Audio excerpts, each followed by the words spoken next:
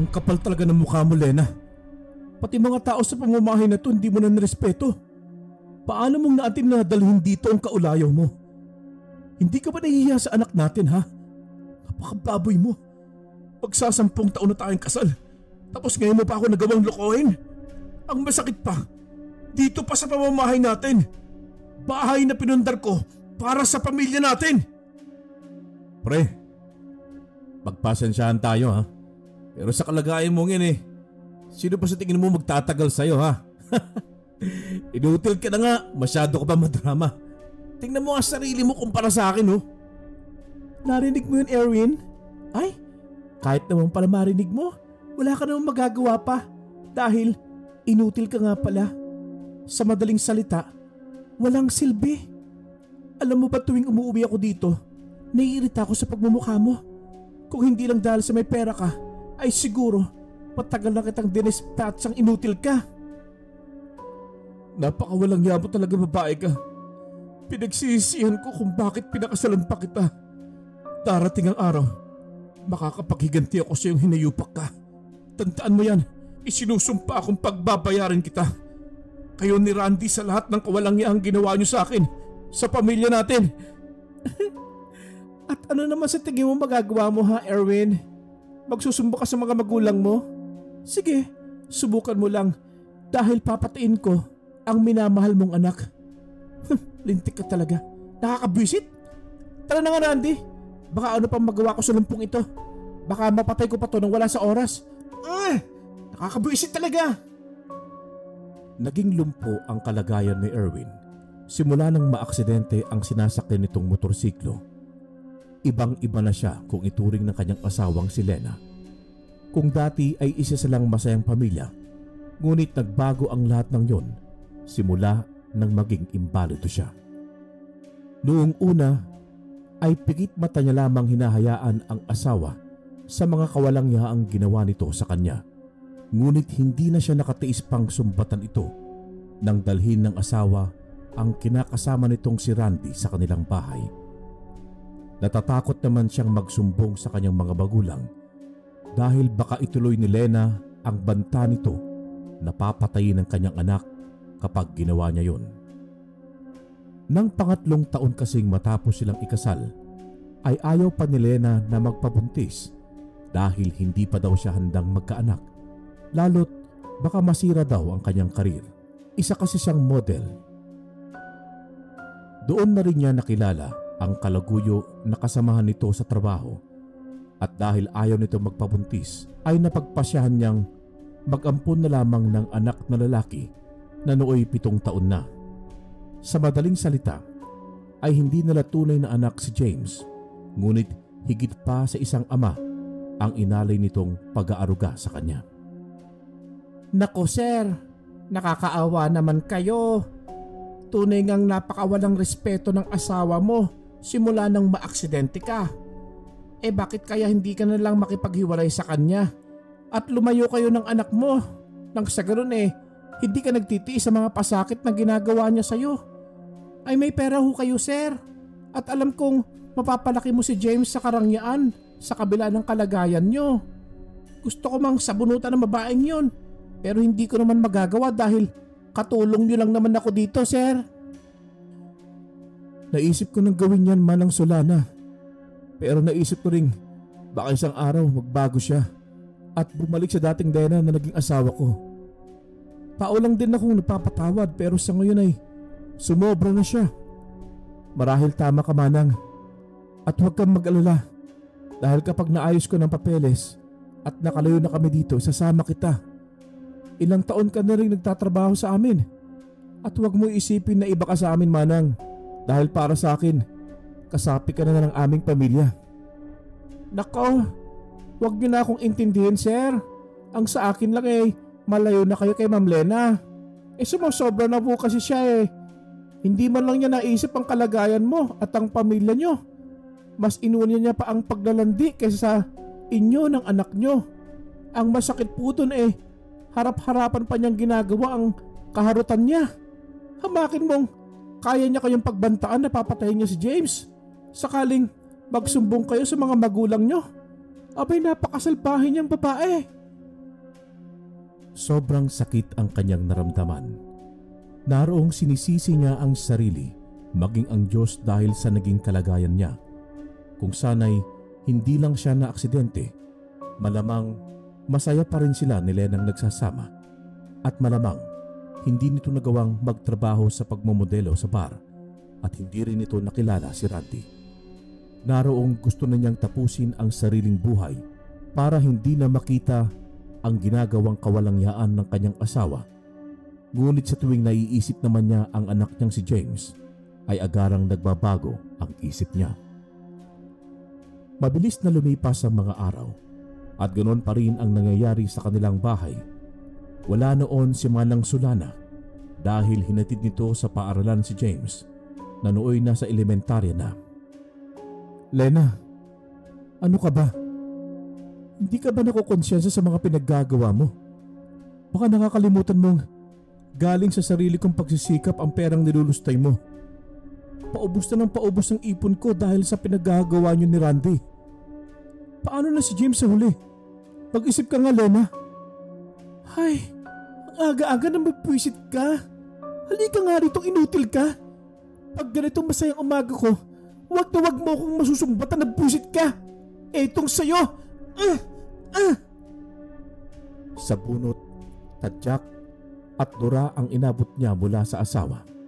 Puro daing at ungol lamang ang kanyang nagagawa dahil hindi niya magawang lumaban. Nakita naman niya si Randy na nakapamewang at tumatawa sa pinaggagawa sa kanya ng asawa. Ay, kaya ayaw na ayaw kong maging isang lumpo eh. Kasi baka iwan din ako ni Lena. Masakit kaya yun, lalo kapag sarili mong pera ginagamit. Hindi ba pre? Big time talaga naging nobya ko, tapos ang galing-galing pa sa kama. Siguro, nung hindi ka pa inutil, tinuruan mo siyang mabuti ano? Malas mo lang, sa akin niya ginamit ang mga tinuro mo.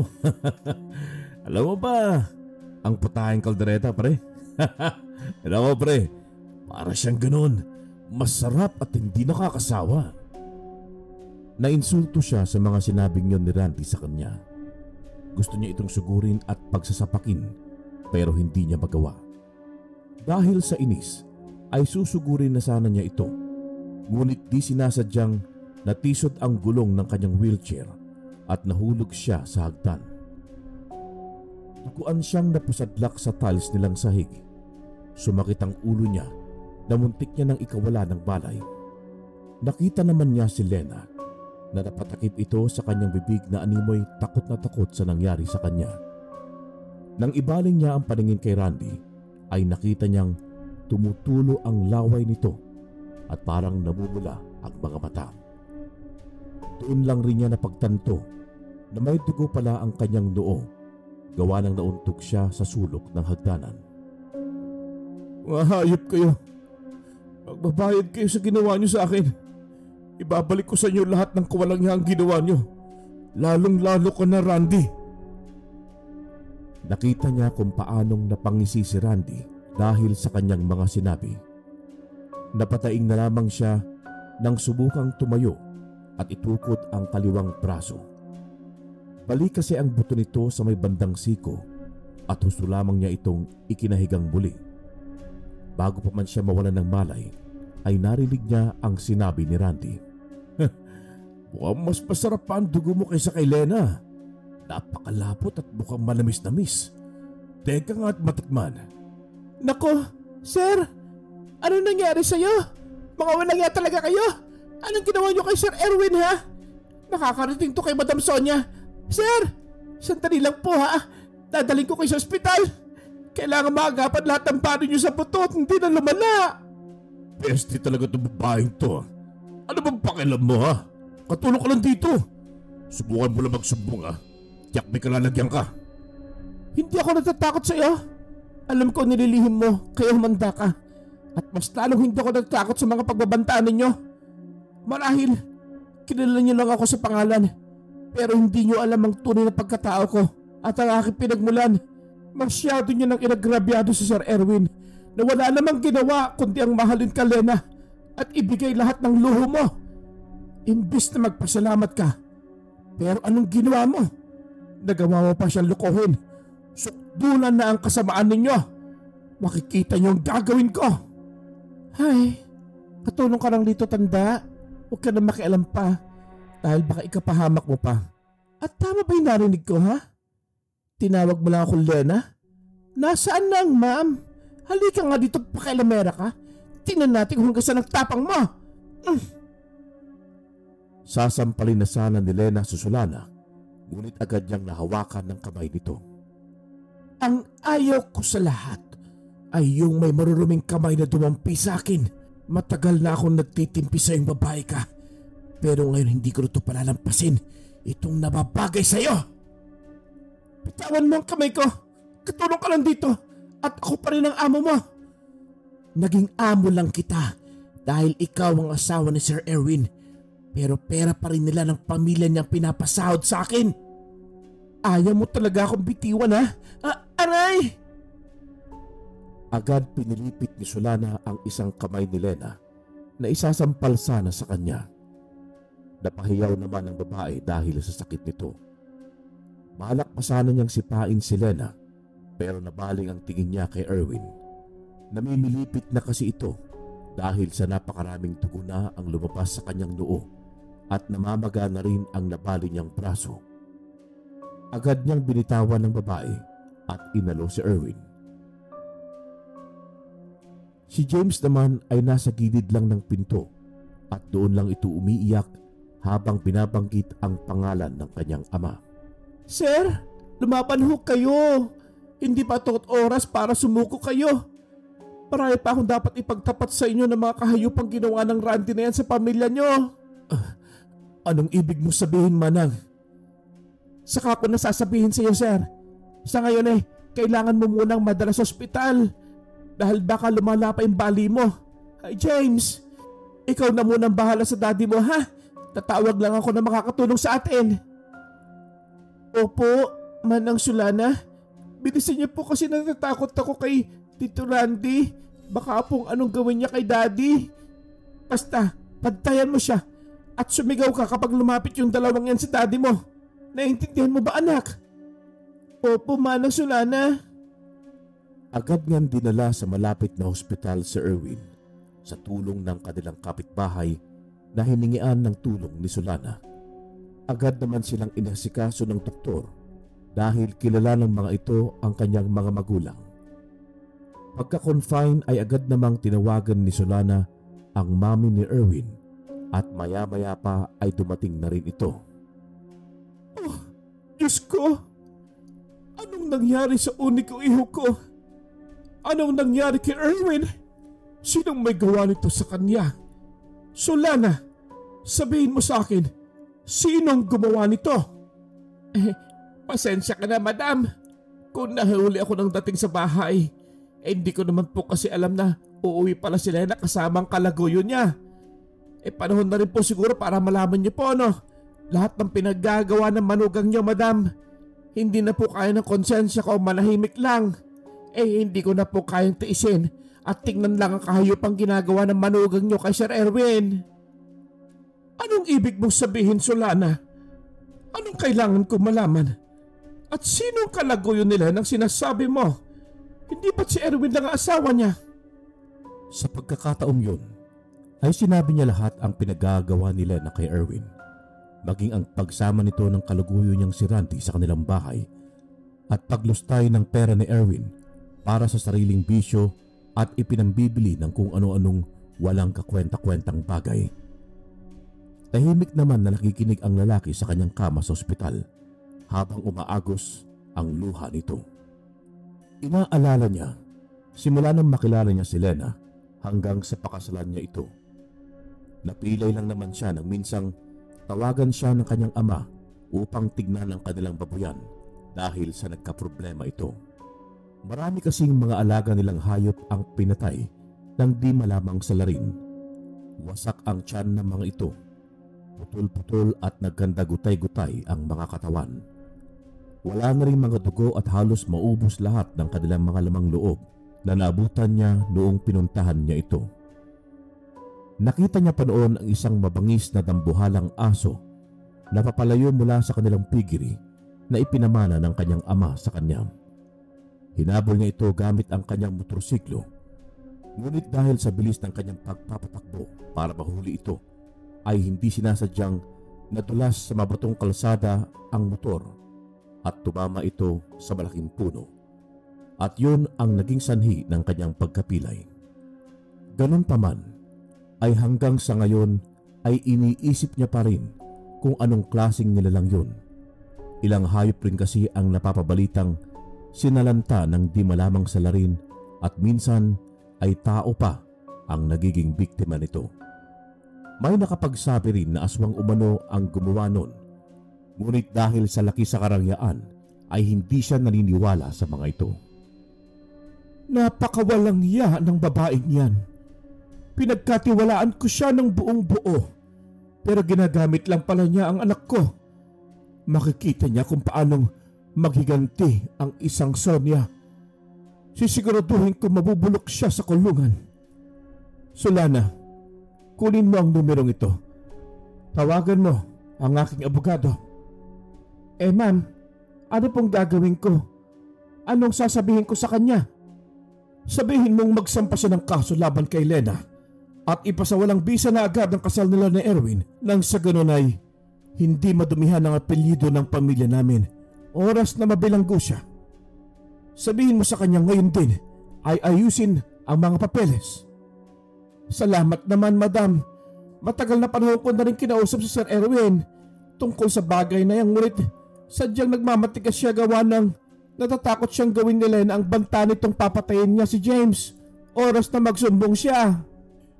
Napakahayop pala talaga ng babaeng yan. Makikita niya, ibabalik ko sa kanya lahat ng pinagagawa niya kay Erwin. Kung tutuusin, ay napakaswerte niya dahil sa napakabuti ng anak ko. Pero nagawa pa pala niyang lokohin siya. Naririnig naman niya ang sinasabi at pinag-uusapan ng kanyang ina at ni Solana. Ngunit yun nga lang at hindi pa siya masyadong makapagsalita dahil kumikirot ang bali niyang braso sa tuwing ibubuka niya ang kanyang bibig. Diyos ko, bakit niyo hinayaang mangyari sa akin ang bagay na ito? Ganun na ba ako talaga makasalanang tao? Para sa akin niyo gawin ang lahat ng parusang ito. Mga katagang nasa isip niya na hindi niya gawang bigkasin.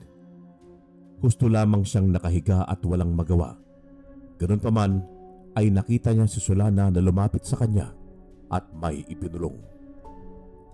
Sir, alam kong maraming bagay ang bumabagabag sa iyo at gusto kong makatulong. Anong tulong humanang? Ano ang ibig niyo sabihin? Basta sa atin lang ito, sir, ha? At huwag mong ipagsasabi.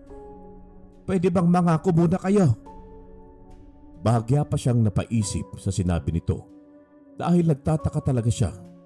Ganun pa man ay pinili niya pa ring mangako dito. Mabuti, sir. Huwag kang magagulat sa ipagtatapat ko po. Isa akong aswang, sir.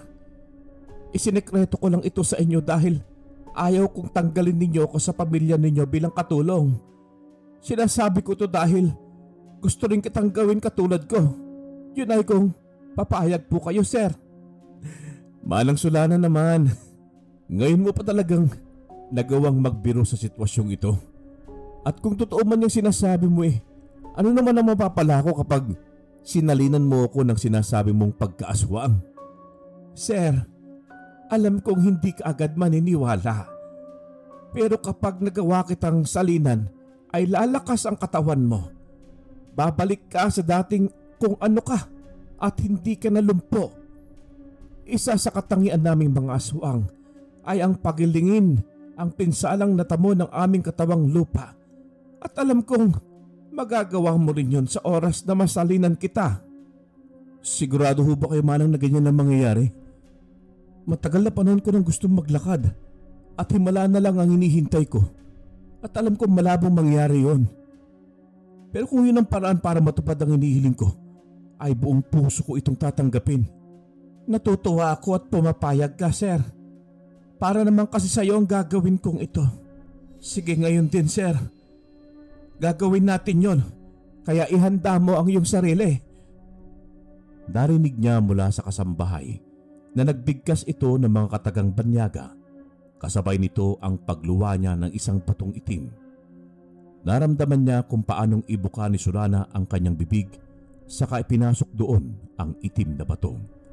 Maya-maya pa'y isinalin ni Solana sa kanyang bibig ang batong itim na siya namang tinanggap niya.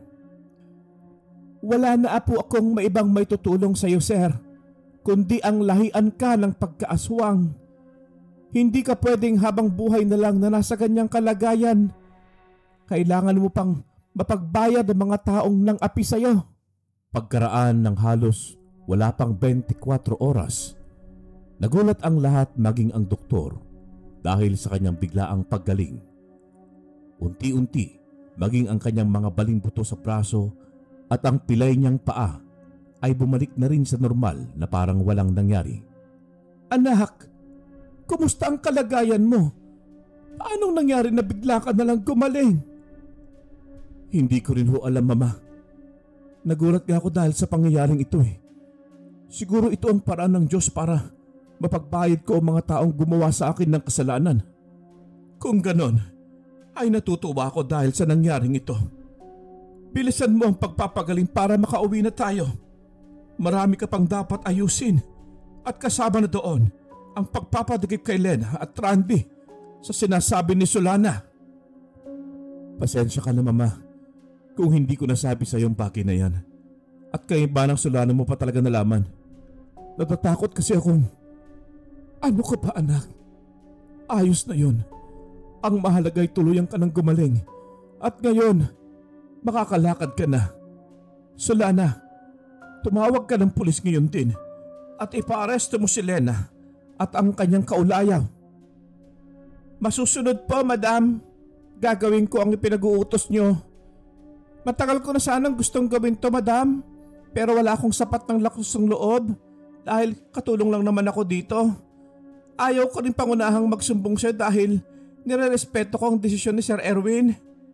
Dapat lang talagang pagbayarin si Lena na yan sa pinaggagawa niya dahil naawa na talaga ako kay Sir.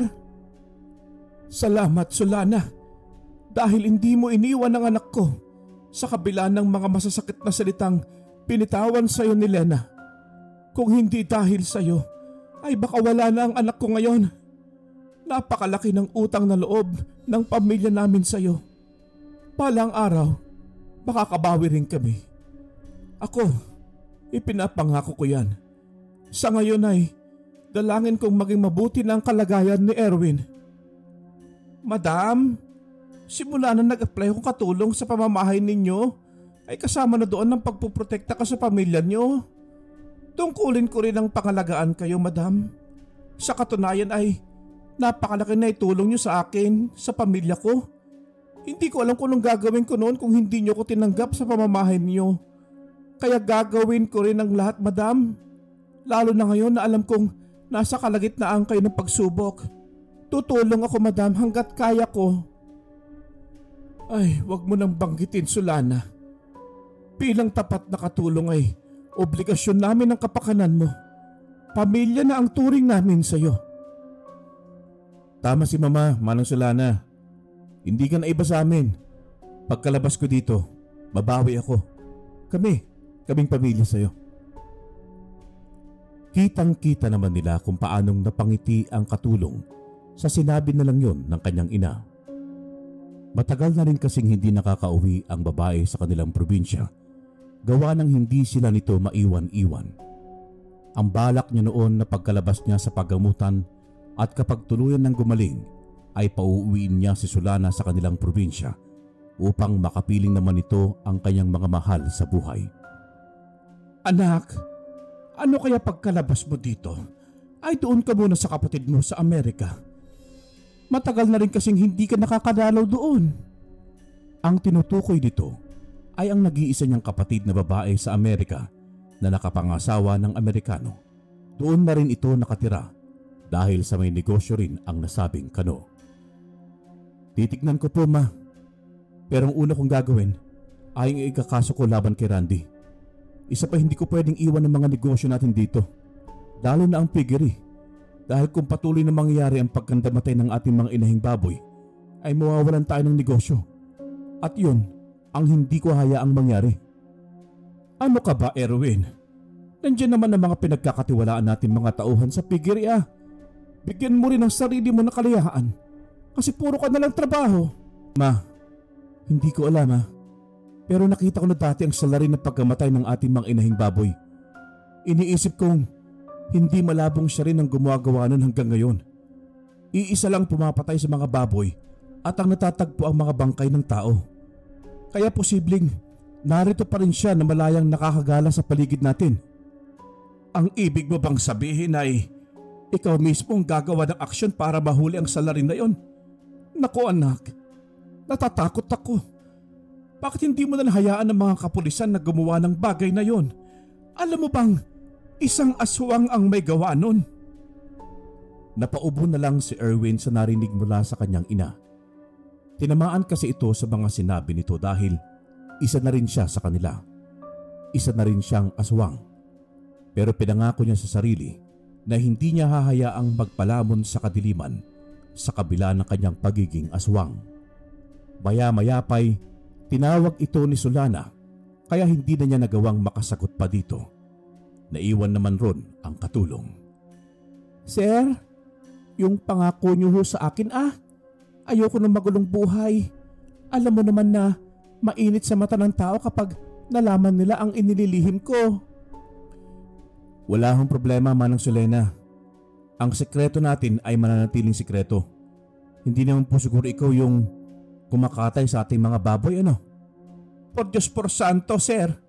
Naku naman si sir talaga, oo. Simula pagkabata po'y sinanay na ako ng aking mga magulang na manatiling normal na tao, sir. Hindi rin ako kumakain ng mga hilaw na karne tulad ng mga ginagawa ng ibang hayok na aswang. At tungkol naman po sa salarin, kilala ko siya. Pero gusto kong ikaw mismo ang makatuklas kung sino siya, sir. Huwag kang mag-alala dahil gagabayan naman kita at ituturo ko sa iyo kung paanong kontrolin ang pagkaaswang mo, sir. Mabilis na lumipas ang mga araw. Ramdam niya na napakabilis din ng kanyang paggaling. Pero habang lumilipas sa mga araw ay unti-unti rin niyang nararamdamang may kakaiba sa kanyang katawan. Para kasing may hinahanap siya at gustong kainin. Hilaw na karne ang kanyang gusto. Tanging ang katulong niya lamang ang nagbibigay nito sa kanya at inilihim nila ito sa kanyang mga magulang maging sa kanyang anak na si James. Wala pang isang linggo at nakauwi na sila. Maging ang mga doktor ay nagtataka kung bakit napakabilis niyang gumaling. Maging ang kanyang mga paa ay hindi na nakitaan pa ng diferensya.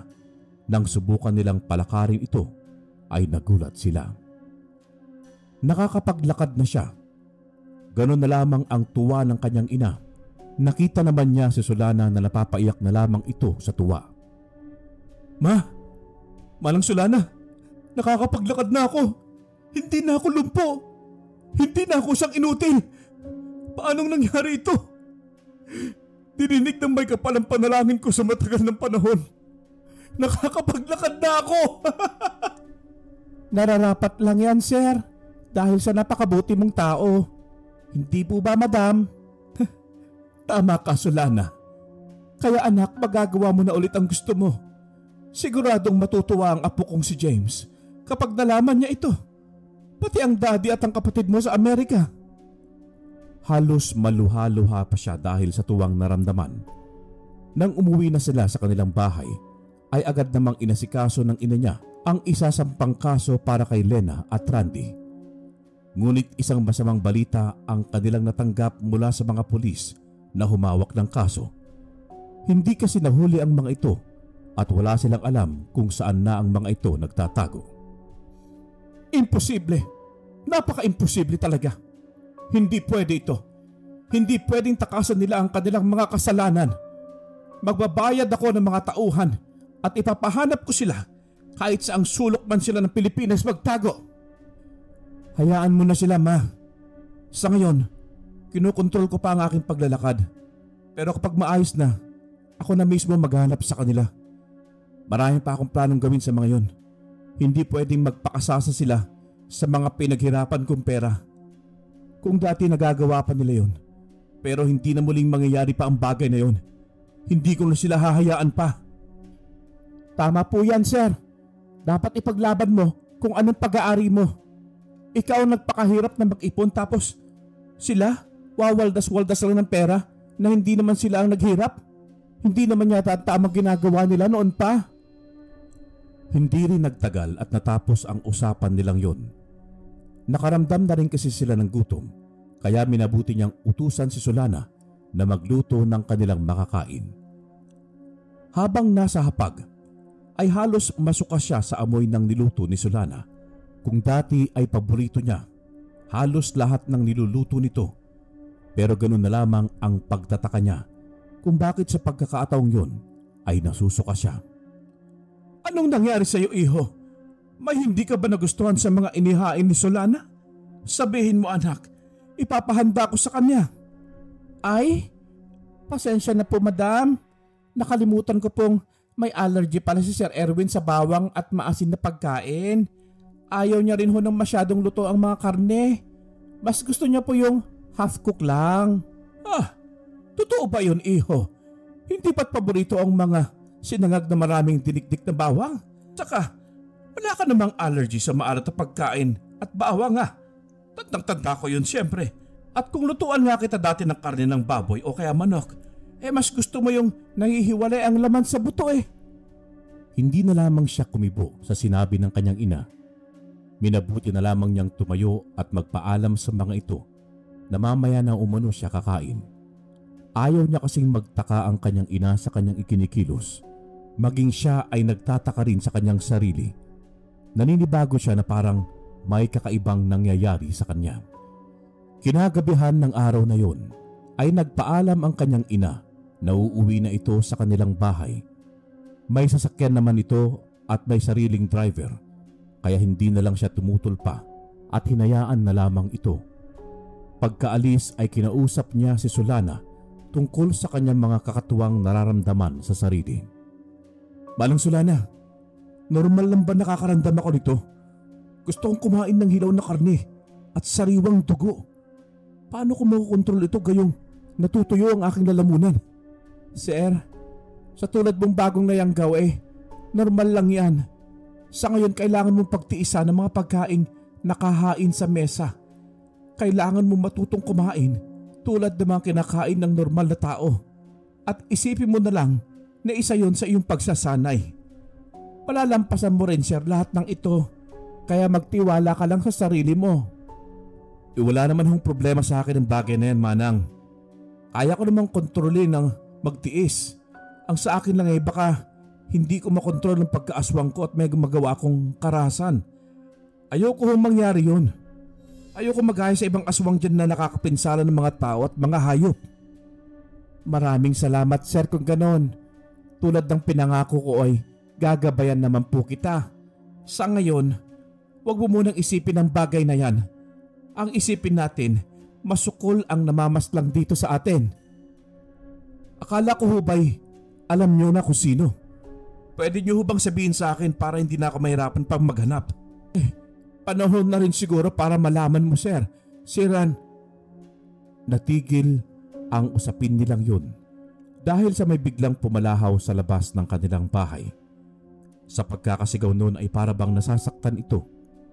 Agad na nagpaalam si Solana kay Erwin na titignan niya kung ano ang kaganapan doon. Hindi naman tumutol pa ang isa at binilinan nito ang katulong na mag-iingat. Halos nasa kalahating oras din ang kanyang paghihintay bago nakabalik si Solana. Agad niya itong tinanong kung anong nangyari at halos matulala siya dahil sa nalaman. Sir, si Dante, yung may-ari ng kaharap nating bahay, ay natagpuang wala ng buhay. Ang asawa niya ang narinig nating sumigaw kanina. Sobrang nakakatakot ang paraan na pagkapaslang sa kanya. Tinadtad ito ng saksak at wala ng mga laman loob. Kung hindi ako nagkakamali, sir, ay kagagawan niyo ng isang aswang. Nagtataka lang ako dahil sa pagkakaalam ko. Maliban sa iyo, dalawa lang kaming aswang ang nandito. At alam ko namang hindi ikaw ang gumawa nun dahil lagi namang kitang binabantayan. Si Dante ka mo, manang? Paano nangyari? At sinong tinutukoy mong isa pang aswang? Teka Manang, naguguluhan ako ha. Ibig mo bang sabihin ay may iba pang aswang na naninirahan malapit dito sa atin? Sir, sa totoo lang, maraming mga aswang ang nakatira dito sa lungsod nyo. Pero ang nasa malapit ay alam kong kilalang kilala nyo dati pa yon. Siya lang rin kasi ang isa sa mga kinagagalitan nyo pero hindi nahuli. Pero napapaisip ako kung siya nga yun dahil sa pagkakaalam ko natakasan nila ni Ma'am Lena ang alagad ng batas. Sa puntong yun ay nahulaan niya kung sino ang tinutukoy nito. Naibulalas na lamang niya ang pangalang Randy na tinanguan naman ng katulong.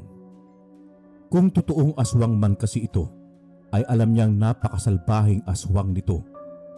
Kung nagawa kasi nitong ahasin ang kanyang asawa, ay pihadong mas masahol pa ito sa iniisip niya dahil siguradong alagad talaga ito ng dilim.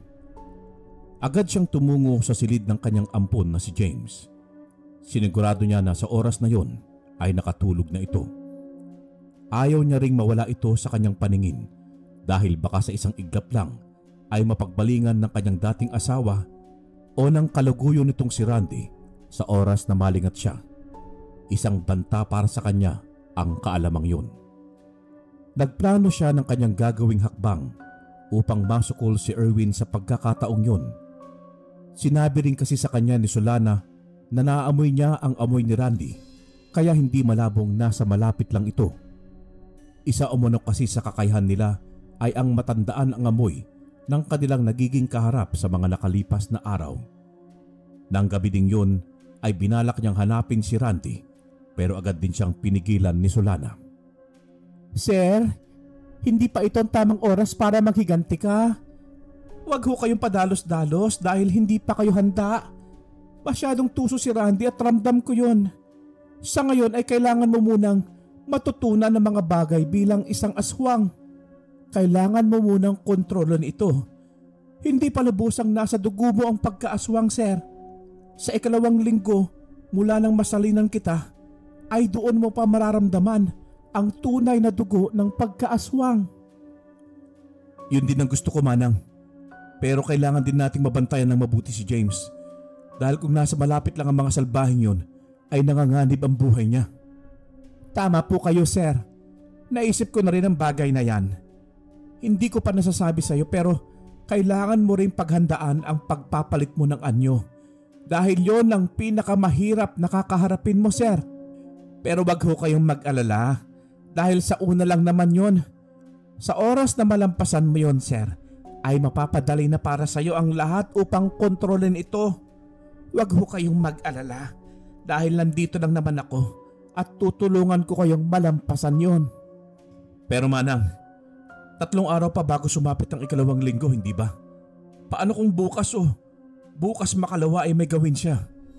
Ayos lang sana kung ako ang balakin niyang paghigantian. Pero paano kung isa sa mga mahal ko sa buhay?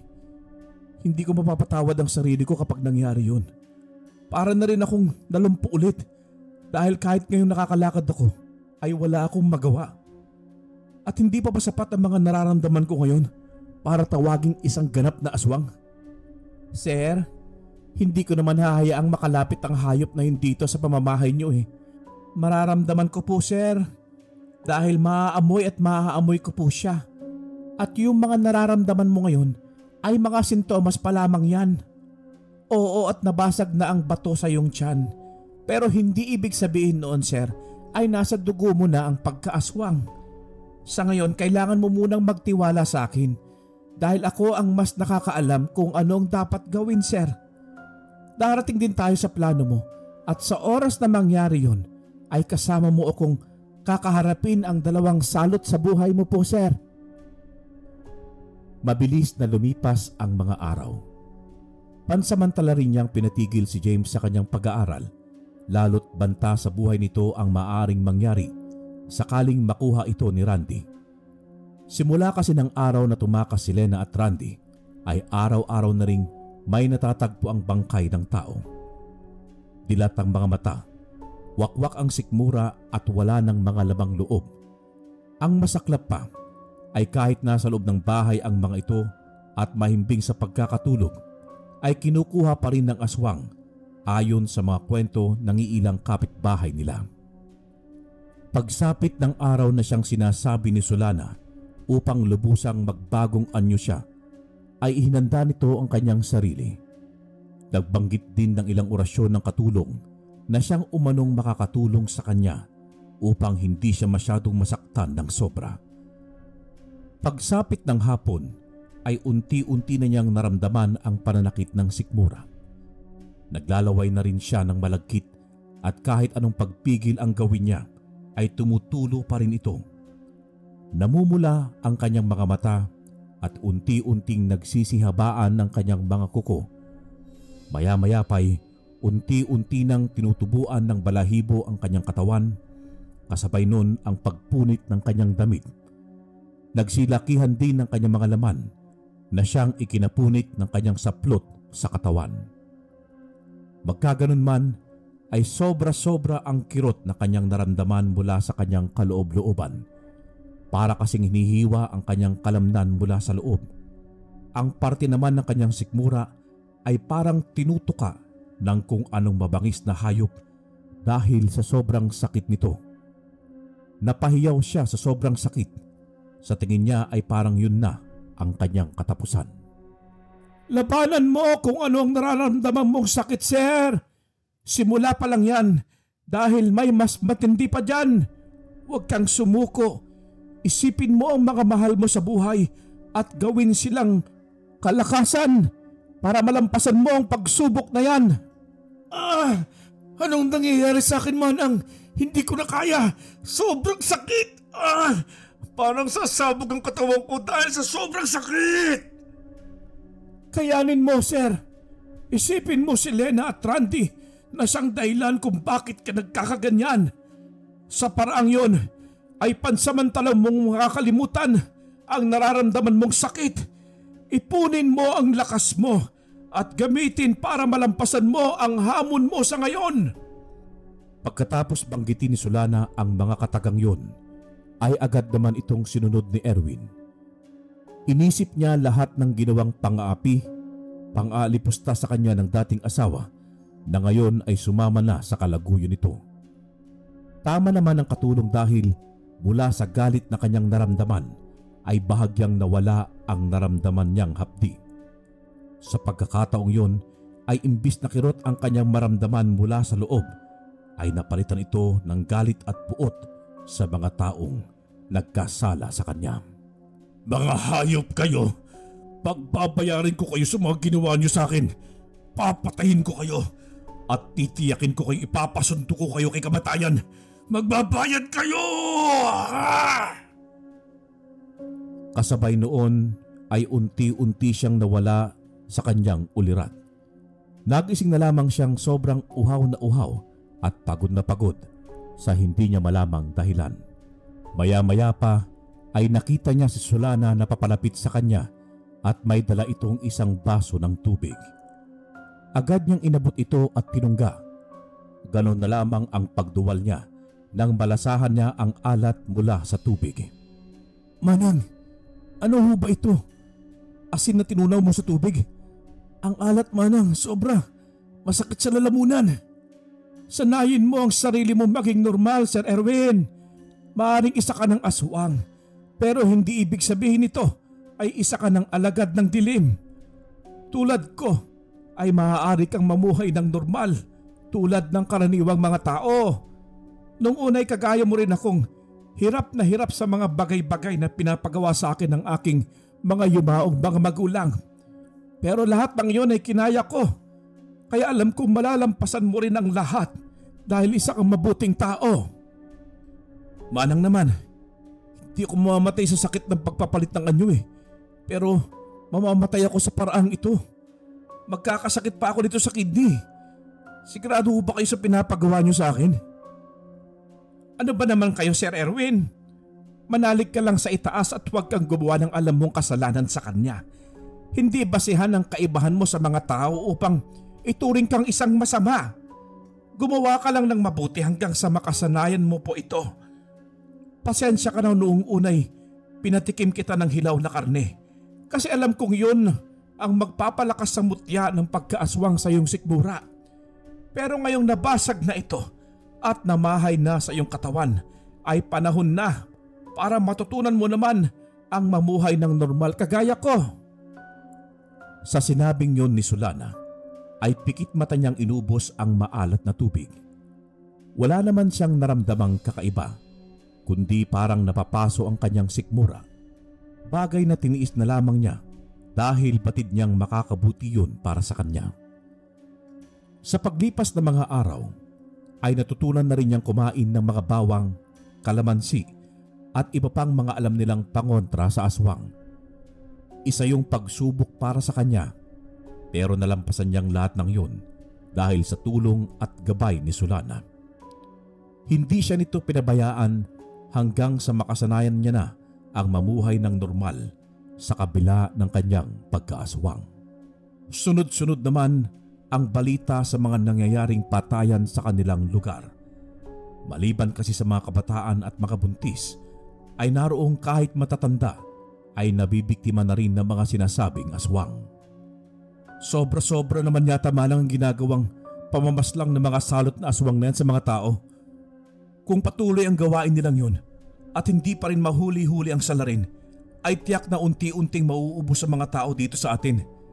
Kailangan makaisip agad tayo ng paraan upang kahit papaano'y matulungan natin ang ating mga kababayan. Kung aswang man ang may kagagawa ng mga patayan, ay alam kong malaki may tutulong natin dahil alam kong may laban tayo sa kanila. Tama po kayo, sir. Kaya't natutuwa ako dahil nakakasanayan mo na ang pinapagawa ko sa iyo.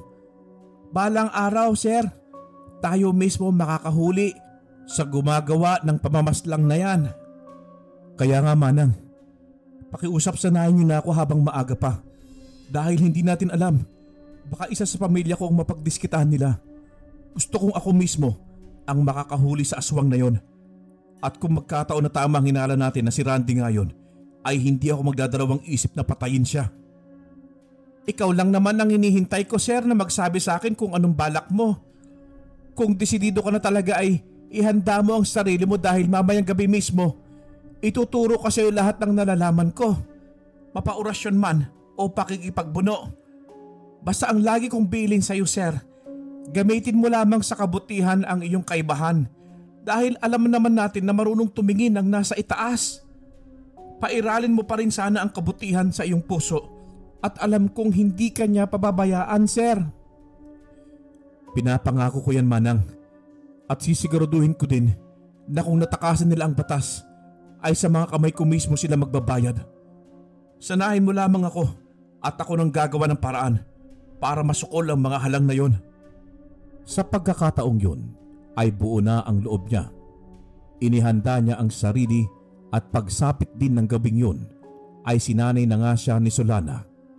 Noong una ay hirap siyang bigkasin ang mga itinuro sa kanyang mga orasyon dahil parang sasabog ang kanyang katawan sa bawat katagang binibigkas nito. Ang tanging iniisip lamang niya ng mga sandaling yun ay ang mga mahal niya sa buhay, lalo na si James, kaya nakayanan niya yun. Nasa 7 orasyon din ang natutunan niya sa loob ng 1 linggong pagtuturo sa kanya ni Solana. Sobra-sobra man ang paghihirap ay tiniis niya yun dahil alam niya sa sarili niya na kapag nalagpasan niya ito ay mapapadali ang pagsukol niya sa pumapaslang sa mga tao at mga hayop sa kanilang lugar. Tunay mo akong pinahanga, Sir Erwin.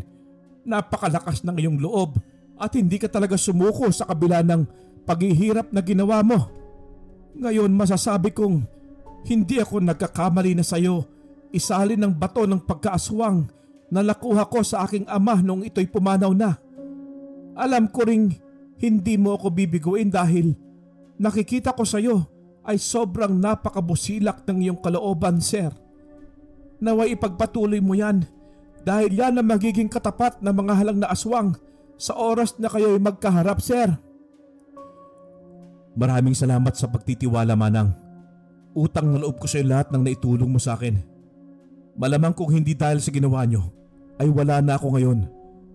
Isa ka rin sa mga dahilan kung bakit pinipilit kong lagpasan lahat ng pagsubok. Dahil alam kong maging ikaw ay lumalaban din para sa aking pamilya. Normal lang yan, Sir Erwin. Gusto ko lang naman makatulong sa iyo eh. Basta ipangako mong susundin mo lahat ng mga itinuro ko sa iyo para wala tayong magiging problema.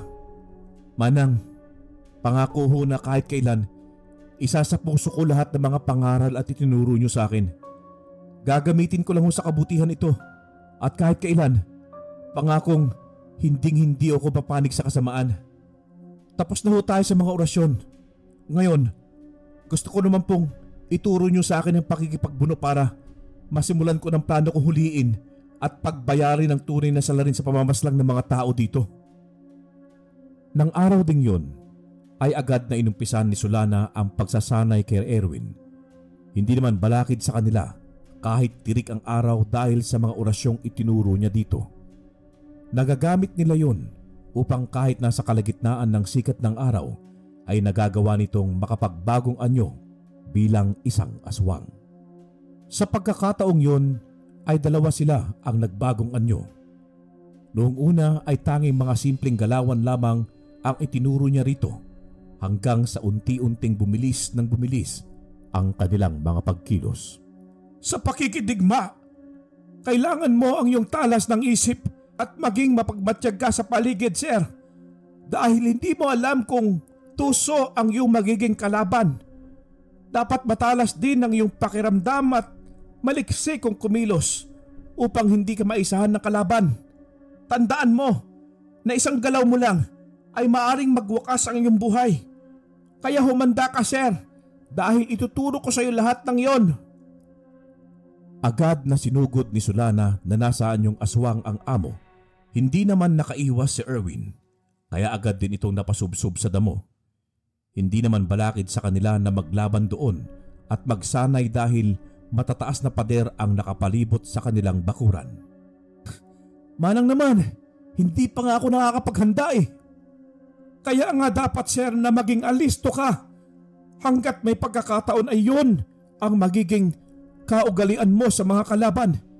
Hindi ka pwedeng walang gawin at manood lamang habang nilulusob ka nila. Agad na bumangon si Erwin mula sa pagkakabagsak at sakto namang nakita niya si Solana na muli sana siyang susugurin kaya naiiwasan niya ito. Sinipa niya mula sa likuran ng babae pero agad din itong nakaiwas. Napahanga siya sa liksi nito at yun ang gusto niyang matutunan. Mabilis naman niyang natutunan yun, dala ng bertud ng pagkaaswang. Ni hindi nga rin siya nakaramdam ng pagod.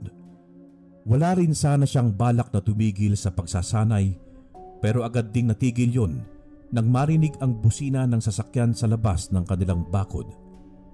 Alam niyang ang kanyang ina yun kaya agad silang nagpalit ng anyo bilang tao. Sir, nandiyan ang iyong mama. Bilisan mo na't pumasok ka na sa iyong silid. Magdadahilan na lamang akong pagod ka sa pag-ehersisyo. Ako nang pong bahala sa kanya, sir. Hindi natin namamalayan ng oras at ilang oras na pala tayo nandito. Opo, manang. Ikaw na pong bahala sa kanya, ha? Opo, sir. Ako na pong bahala. Napahanga mo ko dahil sa ang bilis mong matuto, sir. Kapag ipinagpatuloy mo yan, ay tiyak na mapapabilis ang iyong mga plano laban sa mga aswang na yon. Sige na po, sir. Umakyat ka na po. At baka nagtataka na yung ina dahil hindi pa ka pumupunta roon upang buksan ang tarangkahan. Sige po, Manang Solana. Maraming salamat. Mamaya na tayo mag-uusap. Ayoko maghinala si mama tungkol sa mga ginagawa natin. Alam mo naman na napaka-metikuloso rin pagdating sa mga bagay-bagay. Agad nang umakyat si Erwin sa kanyang bahay at pumasok sa kanyang silid. Naligo ito dahil nangangamoy pawis na siya. Nagulat pa siya nang paglabas niya mula sa banyo ay naroon si James sa kanyang kama at naglalaro ng cellphone. Oh, anak, bakit nandito ka? Di ba sabi ni Daddy doon ka lang sa kwarto mo at huwag kang lumabas doon hanggat hindi ko sinasabi? May kailangan ka ba, anak? Daddy naman eh. Naboboring po kasi ako sa room ko kaya ako pumasok dito. Gusto ko lang sanang itanong kung bakit hanggang ngayon po hindi pa rin ako nakakapasok ng school. Lagi na lang ako nakakulong sa kwarto. Tapos, kanina, nakakita ako ng dalawang monster pagsilip po sa bintana. Nag-aaway sila, Daddy. Kaya lumabas po ako dahil nakakatakot po ang kanilang itsura. Dito na po ako matutulog, Dada. Walang maisagot si Erwin sa kanyang anak. Ayaw naman kasi niyang sabihin na sila ni Solana ang sinasabi nitong monster na nag-aaway kanina sa bakuran. Nakalimutan niya rin na katapat pala ng kanilang pinagsanayan ang bintana ng kanyang anak kung saan nakapwesto sa ikalawang palapag ng kanilang bahay. Baka guni-guni mo lang yun, anak. Paano kasi? Nakababad ka na ng panonood sa cellphone mo. Nakakatakot yata yung palabas eh. Kaya siguro ganun din na nakikita mo. Pero kung gusto mo, dito ka muna matulog para naman may katabi si Daddy. Gusto mo ba yun, anak? Opo naman po, Daddy. Gusto ko po yun. Mamaya po ha. Babalik lang ako kasi gusto ko munang mag-take a bath. Bye-bye, Daddy. I love you. I love you too, anak. Sige na, bumalik ka na lang mamaya. Pero before ka bumalik dito ha, kakain muna tayo ng dinner, ha? Okay ba sa iyo yun? Agad namang tumango ang anak niya sa sinabi niyang yun.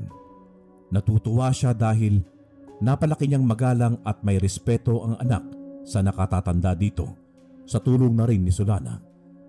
Halos mawala lahat ng hinanakit sa kanyang puso, lalo na nang marinig mula sa anak ang katagang mahal siya. Agad siyang nagbihis at lumabas mula sa kanyang silid. Sigurado kasi naghihintay na ang kanyang ina sa salas.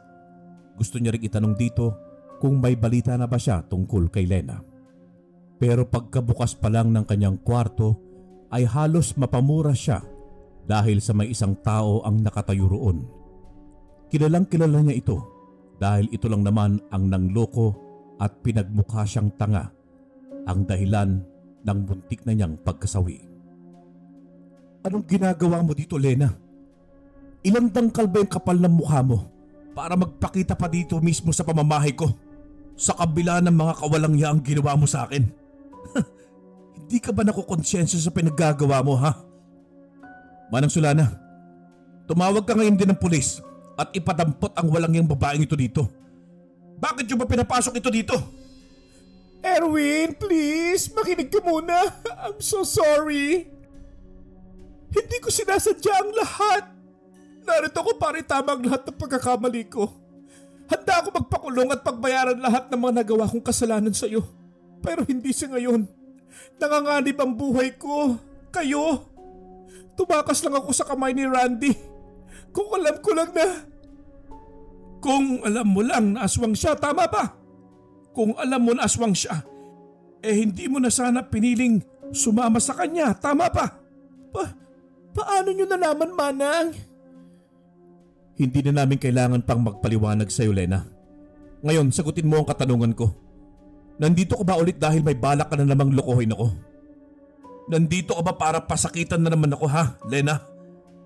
Maayos na ang buhay namin nang wala ka dahil pinili mong sumama sa aswang mong kapit. Kaya hindi ka na namin kailangan pa dito. Erwin, makinig ka. Nakiusap lang ako kay Mama Sonia na sumama dito kahit sa kahuli-huli ang pagkakataon para humingi siya ng kapatawaran sa lahat ng nagawa kong pagkakamali sa iyo. Kung hindi mo man ako kayang patawarin sa ngayon, ayos lang sa akin. Ang sa akin lang, gusto kitang palalahanan na nagbabalak ng hindi maganda ngayon sa iyo at sa pamilya mo si Randy. Gusto ko niyang patayin. O tapos? Ano pa? Sige, sabihin mo na para makaalis ka na dahil kanina pa kita gustong patayin. Please, Erwin, makinig ka muna. Tumakas lamang ako sa lungga niya dahil hindi ko na kaya ang pinaggagawa niya. Hindi na kaya ng konsensya ko. Binulag niya ako sa mga pangako niyang puro pala kasinungalingan. Lahat yon, binuhay niya ako sa takot. Kaya Erwin, please, maniwala ka naman sa akin. Alam kong suntok sa buwan na paniwalaan mo ko pero nilakasan ko ang loob ko dahil mahal kita. Kayo ni James at ayoko may magyari sa inyo. Mahal? Anong mahal ang pinagsasabi mo, Lena? Matapos mo akong pagmukhaing tanga at inutil, ngayon sasabihin mo mahal mo ko? Kami ng anak ko? Totoo lahat ng sinasabi ko, Erwin. At paano kita paniniwalaan sa mga sinasabi mo? Gayong kung dating ang buo ang tiwala na binigay ko sa'yo, sinira mo. Ngayon pa kaya, naganagawan mo na ako ng hindi maganda? Alam mo, para lang goma eh. Hindi mo malalaman ang tunay na baho mo hanggat hindi ka sinusunog.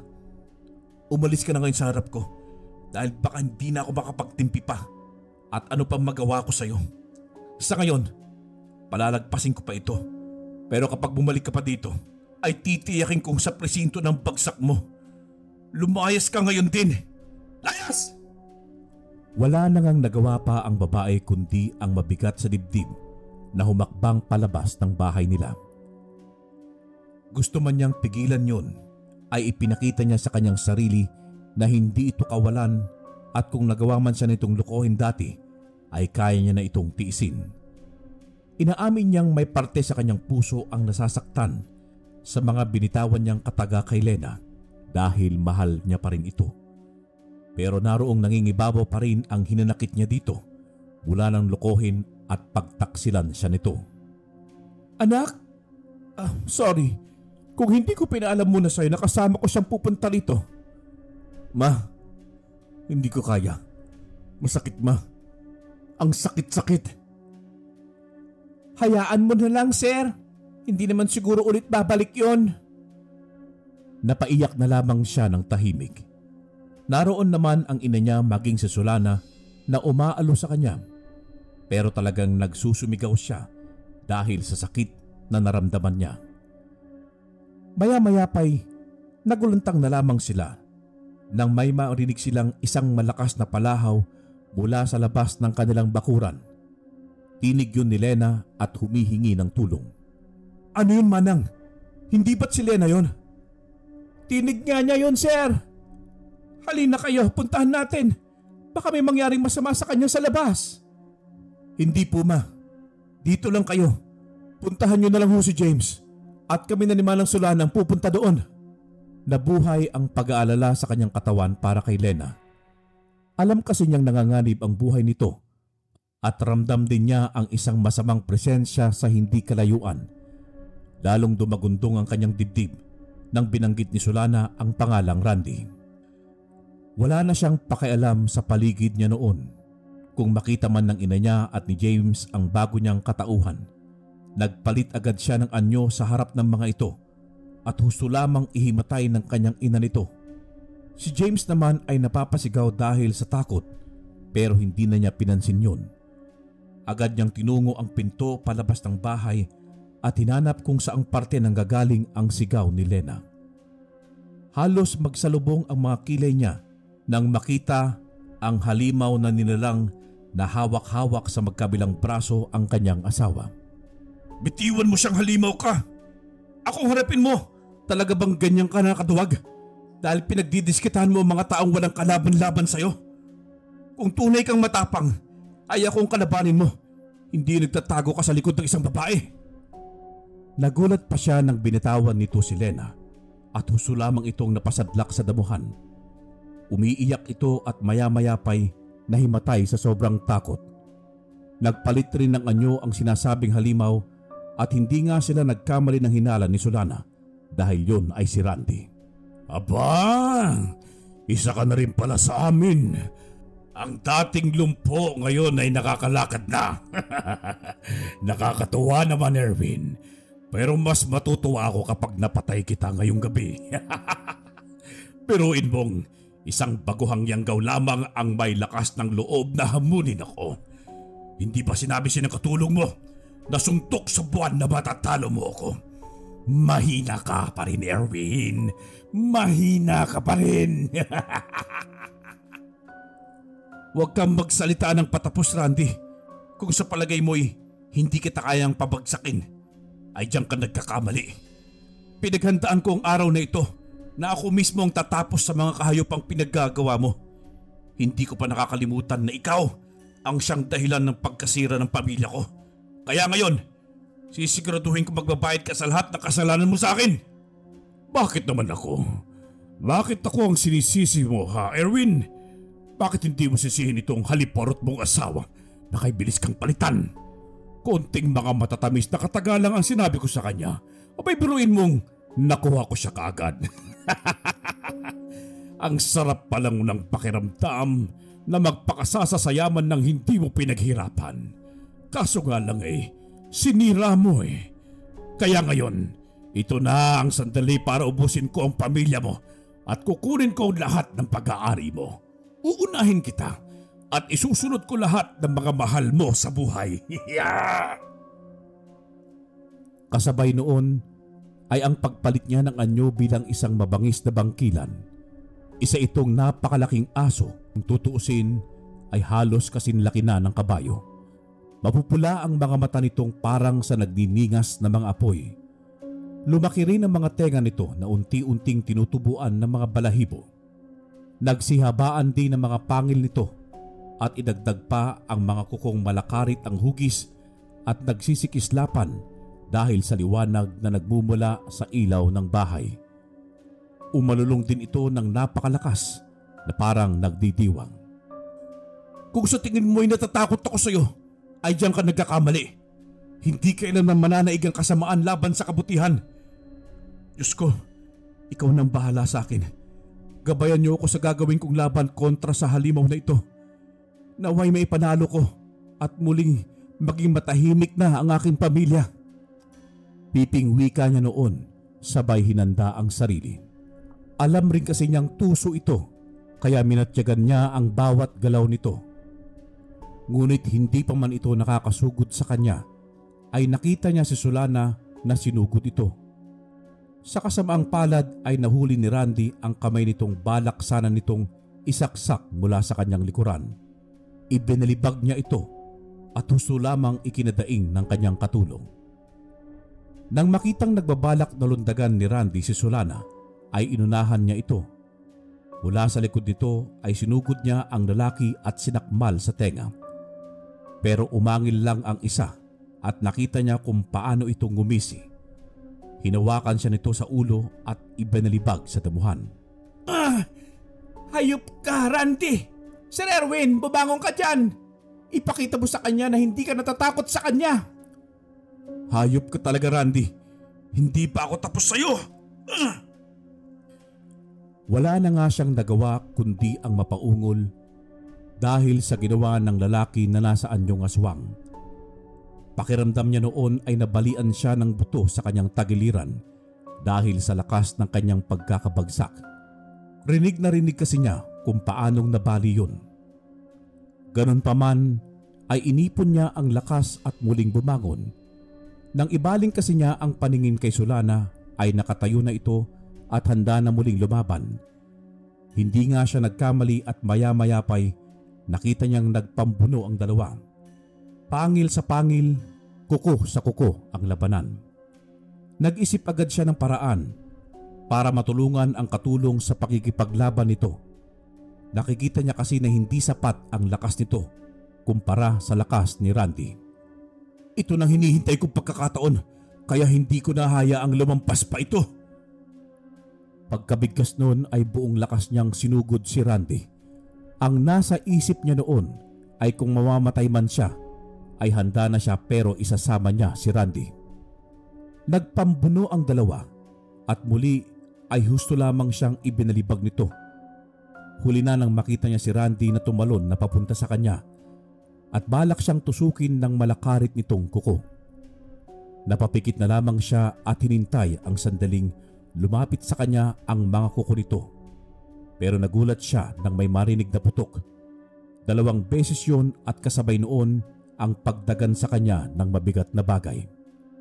Pagmulat niya ng kanyang mga mata ay nakita niyang nakadagan sa kanya si Randy at naghihingalo na ito. Tinadyakan niya ito at agad na tumayo. Nakita niya ang kanyang ina na nooy nanginginig habang may hawak na baril. Nakayakap rin sa tuhod nito si James na nooy umiiyak na rin at binibigkas ang katagang daddy. Agad siyang nagpalit ng anyo bilang tao at kinuha ang baril sa kanyang ina at binaril ng paulit-ulit si Randy hanggang sa nawalan ito ng hininga. Sa pagkakataong yun ay nagising na rin si Lena mula sa pagkakahimatay at tulad ng kanyang ina ay nanginginig rin ito sa takot. Tapos na. Patay na si Randy. Nakapaghiganti na ako sa mga kawalang-hiyaang ginawa niya. Nabigyan na rin ng hustisya ang hindi makatarungang pagpaslang niya sa mga taong nandito sa atin. Makakapagsimula na tayong muli at muling babalik sa tahimik ang buhay natin kagaya ng dati. Ganun na lamang ang sayang naramdaman niya. Niyakap niya si Solana at ang anak na si James. Yayakapin rin sana niya ang ina, pero nagulat siya dahil sa sinampal siya nito. Ma, para saan yun? Ang sakit naman. Anak, ikaw ba talaga yan? Ikaw ba yan, Erwin? Paanong isa kang halimaw kanina? Paanong nangyari ang lahat ng ito? Bakit wala akong alam? Ma, ako ho ito si Erwin, ang anak nyo. Pasensya ka na kung hindi ko agad nasabi sa iyo ang lahat. Dahil alam kong mag-aalala ka sa akin. Mas mainam na isekreto ko na lang ang lahat para wala nang mag-aalala pa para sa akin at hindi na ako makaabala pa ng iba. Pero ngayon, masaya ako dahil sa tagal kong hinintay ang pagkakataong ito na mapagbayad si Randy ngayon ay nagawa ko na. Kung ganitong sinasabi mong tapos na pala ang lahat paanong malulunasan ang pagkaaswang mo na yan, anak? Hindi ba't bantarin yan sa pamilya mo? Kay James? Sa amin? Paano kung isang araw magising ka na lamang na nakain mo na pala kami? At ikaw, Solana, isa ka rin sa kanila? Paanong? Naku, madam. Ayoko na kasing pag-usapan pa ang bagay na yan. Masaya ako na kahit ganito ako'y nakakapamuhay ako ng normal. At hindi ko na dapat pang ipaalam sa inyo yun. Isa pa'y, nakokontrol ko naman ito. At ni minsan hindi ko nagawang pumaslang ng buhay ng may buhay. At tungkol naman sa sinasabi mo, kung may lunas pa ba ang pagkaaswang, ay mayroon. Pero handa ka na ba ulit na makita ang anak mong naka-wheelchair? Kasama ng kanyang pagtanggap bilang isang aswang ay nakakalakad siya, madam. Bakit hindi na lang kayo natin hayaang mamuhay muli ng normal ang anak niyo, madam? Mas kakailanganin niya ngayon ng mga paa para mabantayan niya ang paglaki ni James. Tumango na lamang ang ina niya sa sinabing yon ni Solana. Pagkatapos ng pag-uusap nilang yon, ay doon na rin nila inilibing ang bangkay ni Randy sa likod ng kanilang bahay. Pagkatapos noon ay kinarga niya ang anak at agad na pumasok sa loob. Nakita rin niya si Lena na nooy napapatulo ang luha at nakangiting nagpaalam sa kanyang ina para ito'y umalis na sa bahay nila. Ngunit sadyang mahal pa niya ito kaya agad din niyang inilapag si James sa silid ng kanilang bahay at tinakbo sa labas si Lena na nooy papaalis na sana. Lena, maaari pa tayo mag-usap. Erwin, kung tungkol yan sa pagpapakulong mo sa akin upang pagbayarin ako sa mga naging kasalanan ko'y buong puso kong tatanggapin. Alam kong malaking pagkakasala ko sa iyo at kung tutuusin, kulang ang salitang patawad sa mga Iiwan mo na ba kami? Dati iniiwan mo na ako, tapos iiwan mo na naman kami ulit. Bumalik ka na sa bahay dahil pinapatawad na kita, Lena. Napangiti si Lena kasabay ng pagluha nito at ang pagyakap nito kay Erwin. Sobrang saya niya ng mga sandaling yun at ninamnam ang tamis ng sandali. Niyaya niya ang babae na pumasok sa kanilang bahay at doon pinag-usapan ang muling pagpapakasal nila. Sa pagkakataon kasing yun, ay alam niyang hindi na siya iiwan ni Lena dahil hindi na siya ang dating inutil na si Erwin. Masaya at naging matatag ang kanilang pagsasama, kasama pa rin si Manang Solana. Magkaganon man, ay tanging pamilya niya lamang ang nakakaalam sa tunay niyang pagkatao na isa siyang aswang. Natigil na rin ang pamamaslang sa kanilang lugar. Simula nang mapatay nila si Randy na siya palang pasimuno ng lahat. Sa kabila ng kanyang kaibahan sa normal na tao, ay lagi niyang isinasa puso ang bilin ni Manang Solana na kahit kailan ay huwag niyang dugisan ng kasamaan ang kanyang pagkatao. Isa siyang aswang, pero hindi ang ibig sabihin nun ay isa na siyang alagad ng kadiliman.